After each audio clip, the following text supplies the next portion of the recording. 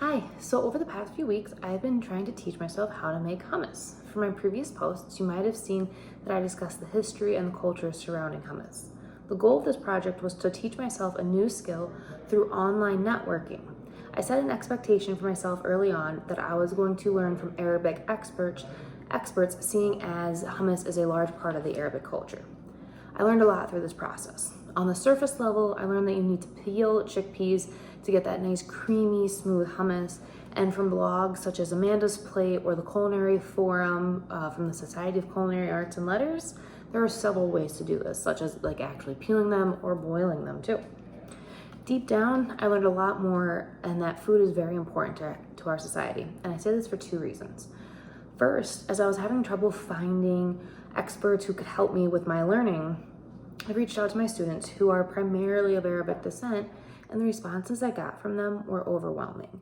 They were so excited that I was trying to learn a part of their culture and share that with my colleagues and my friends and my family, and they just shared every resource possible. It was kind of fun having the students teach the teacher this time. I also say this from an Instagram Live discussion that I participated in with the Food and Wellness Equity Collective.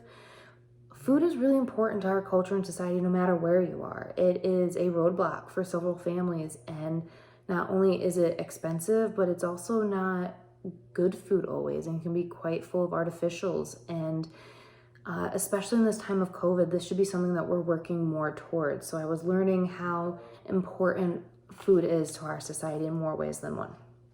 As you can see behind me, I made a mess, quite similar to the learning process that happens in our classrooms. I had to boil the chickpeas with baking soda to get the skins off, and while I was chopping my parsley and squeezing my lemon juice, the pot started to boil over and made a huge mess. I used a ton of dishes to try to make my measuring easier, and without my food processor, this would have been nearly impossible. What I learned trying to make this traditional hummus is that the tools and the skills that we have are essential. Very similar to 21st century learning and the TPACK framework, students need to learn skills, not memorize. I learned how to peel the skins of chickpeas, not memorize the recipe. And they need to have effective tools, such as my food processor. They need to have tools that are gonna help them. It would be ineffective for me to give them a mortar and pestle because that would just take so long to pound all the hummus out. I thoroughly enjoyed this project though. I was able to learn new skills. I was able to grow my culinary skills and backgrounds, which I'm always looking forward to. I learned more about the culture and the traditions of my students, and they were able to be a part of my learning this time, which I greatly value. If you stick around, you can see a quick time-lapse video of me actually making the hummus. It was very short and much easier than I thought it was going to be, although there was a lot of trial and error. Anyways, I enjoyed this. Thank you so much for watching, and I'll see you soon.